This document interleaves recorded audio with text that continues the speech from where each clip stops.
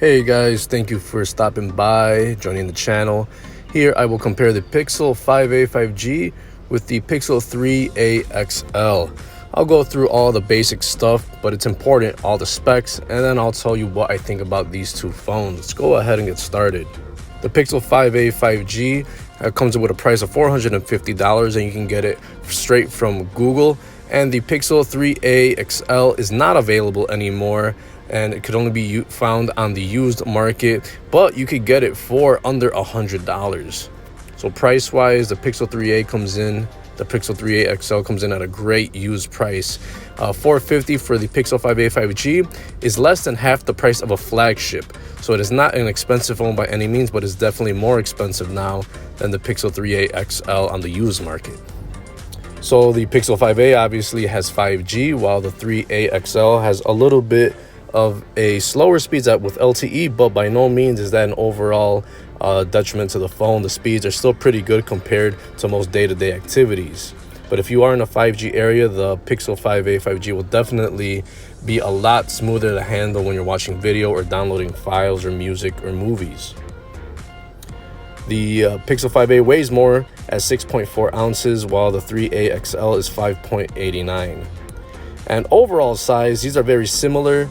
The 5a 5G, although there's no XL variant, this is pretty much the same overall size as the XL. Consider it as the Pixel having an XL size, but not in the name. The build quality, the Pixel 5a has aluminum frame, aluminum back. Pixel 3a XL has a plastic all-around build quality. Both of these phones have eSIM capabilities. Pixel 5a has a bonus of having IP67 dust and water resistance, up to 1 meter for 30 minutes, while the 3a XL does not. For the display, they both have OLED displays. 5a has 6.3-inch display versus the 6-inch on the 3a, and both of these have 60 Hz refresh rate. Both of these come in with a resolution of 1080p with 402 density on the 3a, 415 on the Pixel 5a. So pretty good screens. Overall screen to body ratio, Pixel 5a has 85%, 3a XL 76%. So more bezels on the Pixel 3a XL. Both have an always on display. Both of them are running Android 11, but the Pixel 5a will get several more years of updates. The Pixel 3a XL came out with Android Pie, Android 9, but is currently upgraded to Android 11 and will soon get Android 12 when it is released. It'll be the last update for the 3a XL. Chipset wise, the 5a has a Snapdragon 765G processor. 3a has a 670 Snapdragon.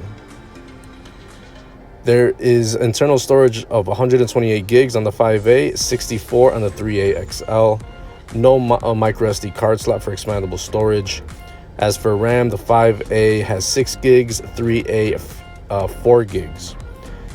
Camera system, Pixel 5a has 2 cameras on the back, 12 megapixel main shooter, 16 megapixel ultra wide. 3a XL has a single 12 megapixel shooter, both shoot in 4K. Both have the same selfie camera setup, an 8 megapixel shooter with 1080p video. Both come with stereo speakers, both have a headphone jack, both have Bluetooth 5.0, both have NFC, both have the USB Type-C port for charging, and both have a rear-mounted fingerprint reader. Battery-wise, Pixel 5a has a 4,680 milliamp battery, Pixel 3a XL 3,700 milliamp battery, with fast charging at 18 watts. So that was all the nitty-gritty with the specs, but what could you actually do with these devices? How do they compare here in 2021? The Pixel 3a XL is obviously an older device, but the price is a lot cheaper than the $450 Pixel 5a 5G. Now let's get this out of the way. The better phone obviously is going to be the 5a 5G, but is it that much better than the Pixel 3a XL? Well, it depends. If you want a flagship level phone and not a lot of compromises, $450 is not a big price. It's not an expensive phone. But if you care more about every day-to-day activities, the Pixel 3a XL competes very well with the Pixel 5a 5G.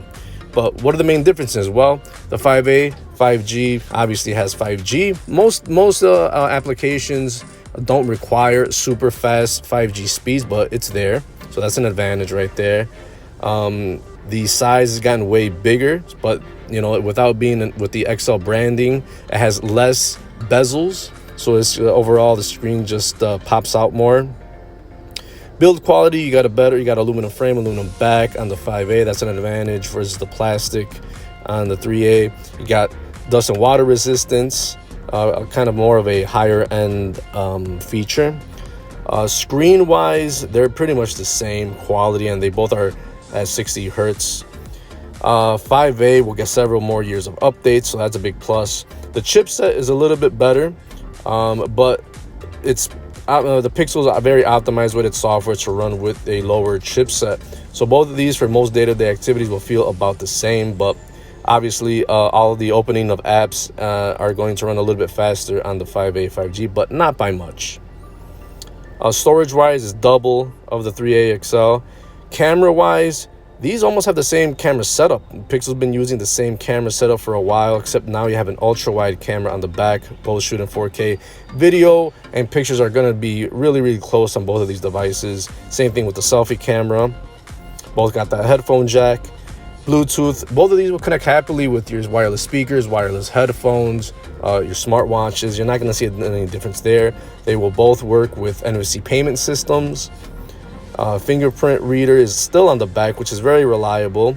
Also, USB Type-C charging port, same thing there.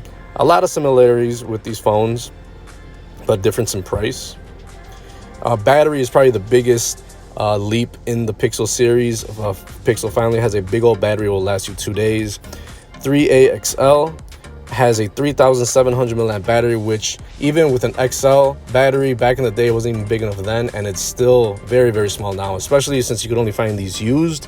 Battery life will probably be not even most of the day. It will be like half a day at most, but they both offer fast charging at 18 watts.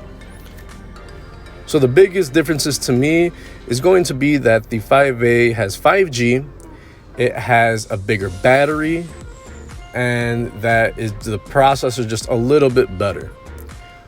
Other than that, all the other stuff is pretty much the same. Even the camera is going to be, cameras have gotten so good now, and the Pixels have always had good cameras. It's hard to get a better camera year in and year out, like clockwork.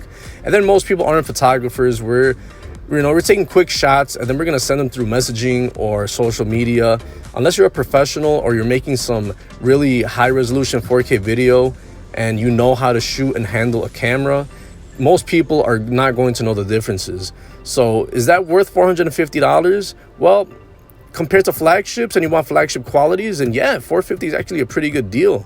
The 3A XL, if you could find it used, it's only going to be good for 1 more year, because that's when the updates stop, and the battery's going to be degraded by then. But for under $100, if you want that clean Pixel feeling, the software, both of these are going to run pretty much the same. The 5A is just going to be a little bit speedier. But other than that, I mean, these are going to run good for the next year, very comparable. But after that, the Pixel 5A is going to keep going strong for 2-3 more years. So keep that in mind. Once $450 for flagship quality, it's a great price. Pixel 3A XL for everyday activities for $100, that's a heck of a steal.